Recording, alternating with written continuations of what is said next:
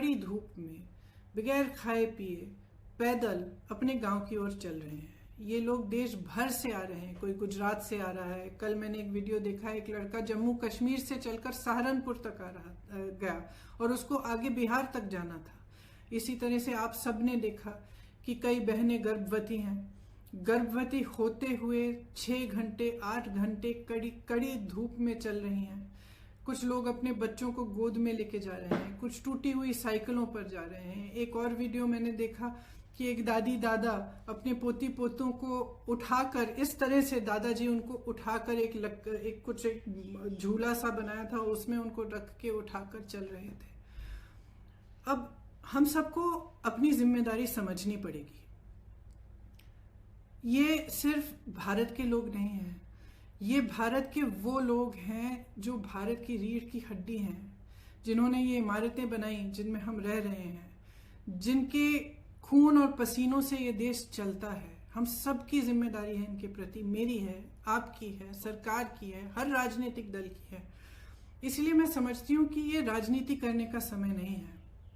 बहुत ही स्पष्ट हूं कि हर राजनीतिक दल अपने राजनीतिक परहेजों को दूर करते हुए सकारात्मक भाव से, सेवा भाव से लोगों की मदद में शामिल हों।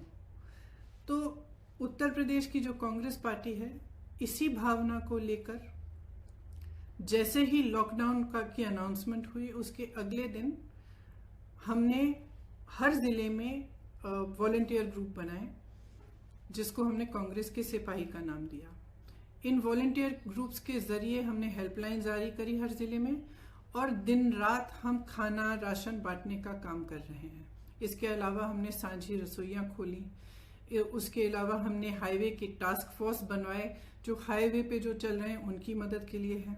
तो तमाम ऐसे कार्य हमारे बड़े से बड़े लीडर और हमारे ग्रामीण स्तर के कार्यकर्ता, हमारे जिला स्तर के कार्यकर्ता अपने ही साधनों से ये काम दिन रात कर रहे हैं। और इस काम के जरिए हमने अब तक 67 लाख लोगों की मदद की है। उसमें से 60 लाख के करीब उत्तर प्रदेश में ही हैं, और 7 लाख लोग ऐसे हैं जो उत्तर प्रदेश के बाहर फंसे हुए थे, जिनको खाना राशन की जरूरत थी और जिनका वापस आने के लिए हम कोऑर्डिनेशन कर रहे हैं। हमारी एक सेंट्रल हेल्पलाइन भी है, उसके जरिए भी हम लगातार दिन रात कोऑर्डिनेशन करते हैं। तो हम मदद करना चाह रहे हैं। हमारी भावना शुरू से सकारात्मक रही है और सेवा का भाव हो रहा है। इसी भाव से हमने अपने सुझाव मुख्यमंत्री जी को दिए, और सकारात्मक रूप से ही दिए कि देखिए, आपको ठीक लगे तो आप ये चीजें कर लीजिए। जहां जहां हमें लगा कि वो कुछ अच्छा कर रहे हैं, हमने उनकी तारीफ भी की, हमने उसका स्वागत किया, उन कदमों का स्वागत भी किया।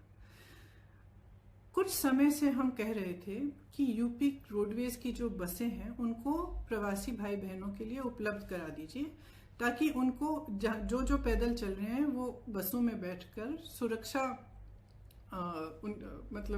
बसों में बैठकर सुरक्षित तरह से अपने घर गांव पहुंच पाए। तो हम काफी समय से ये सुझाव दे रहे थे, ये मांग कर रहे थे। जब एक दिन कई हादसे हुए, कई एक्सीडेंट हुए, और हमने देखा कि यूपी की रोडवेज की जो बसें हैं वो अभी भी सक्रिय नहीं हुई हैं, तो हमने एक मुख्यमंत्री जी को एक चिट्ठी लिखी कि हम 1000 बस को उपलब्ध करेंगे। गाजियाबाद और नोएडा बॉर्डर पर हम इन बसों को रोक देंगे, और आप अगर अनुमति देंगे इसके संचालन के लिए, तो जो प्रवासी भाई बहन दिल्ली और एनसीआर क्षेत्र से चल रहे हैं उनको हम इन बसों में बिठाकर अपने घर तक पहुंचा देंगे। तो अगले दिन मुख्यमंत्री जी ने ये ऐलान किया कि यूपी रोडवेज की 12,000 बसें हैं, इन्हीं का इस्तेमाल होगा और आपकी बसों की जरूरत नहीं है।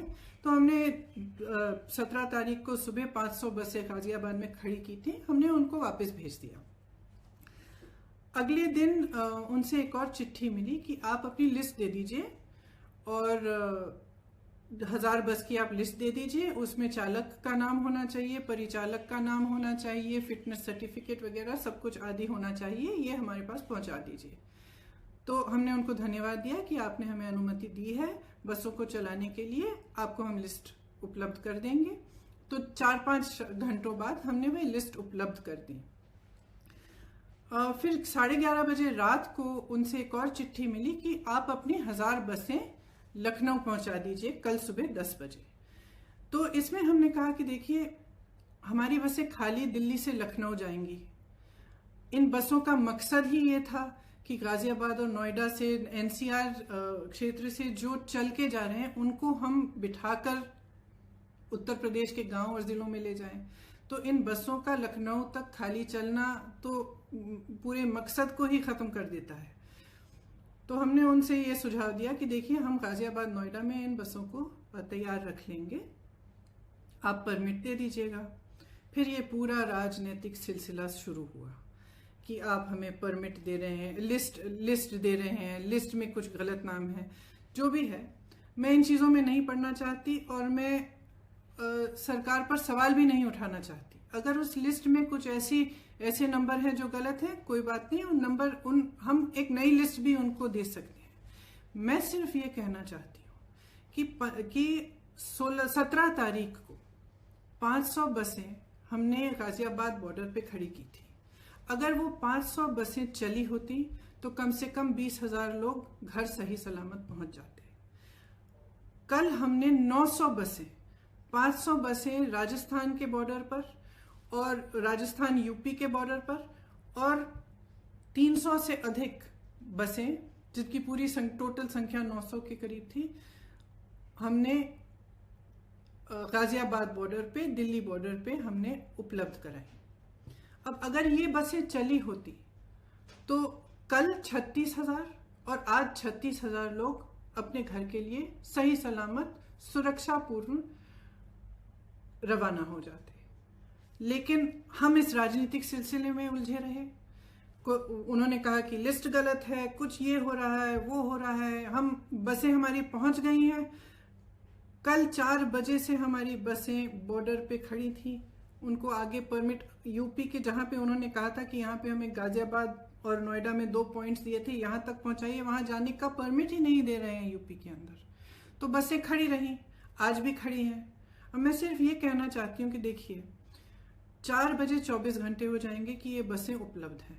अगर आपको इस्तेमाल करनी है तो इस्तेमाल करिए, हमें अनुमति दीजिए। आपको भाजपा के झंडे लगाने हैं, इन पे अपने भाजपा के स्टिकर लगाने हैं तो बेशक लगाइए, बेशक लगाइए। आपको अगर कहना है कि आपने उपलब्ध कराई हैं तब भी कराइए, लेकिन इन बसों को चलने दें। क्योंकि जब तक हम इस राजनीतिक उलझन में पड़े रहे हैं ना, जब तक आप अजीब अजीब से बयान दे रहे हैं और तमाम इश्यूज उठा रहे हैं, तब तक हम कम से कम 92,000 लोगों को घर पहुंचा सकते थे। और वही 92,000 लोग आज धूप में चल रहे हैं, उनके सामने तमाम मुसीबतों को झेलते हुए चल रहे हैं। तो मैं सिर्फ मुख्यमंत्री जी से ये आग्रह करना चाहती हूँ, हमारी बसें वहां पे 4 बजे तक खड़ी हैं। आपको इस्तेमाल करनी है तो आप हमें परमिट दीजिए, अनुमति दीजिए कि हम उनका संचालन कर सकें। अगर आपको नहीं इस्तेमाल करनी है तो भी कोई बात नहीं, हम उनको वापस भेज देंगे। हमने 3 दिन पहले भी वापस भेज दिया था 500 बसों को, हम वापस भेज देंगे। जिस तरह से हम लोगों की मदद कर रहे हैं, जिस तरह से हमारे लोग हर जिले में, हर शहर में, हमारे कार्यकर्ता प्रवासी भाई बहनों के और लॉकडाउन और महामारी से जो पीड़ित लोग हैं उनकी मदद कर रहे हैं, उस तरह से हम करते रहेंगे। हमें कोई परवाह नहीं है कि आपकी बसें हैं या हमारी बसें, हम सिर्फ एक सेवा भाव से मदद करना चाह रहे थे। तो मैं कहना चाहती हूँ अपने खास तौर से अपने प्रवासी भाई बहनों से जो इस संकट में हैं और जो पैदल चल के जा रहे हैं, कि कांग्रेस का एक एक कार्यकर्ता, एक एक नेता आपके साथ है।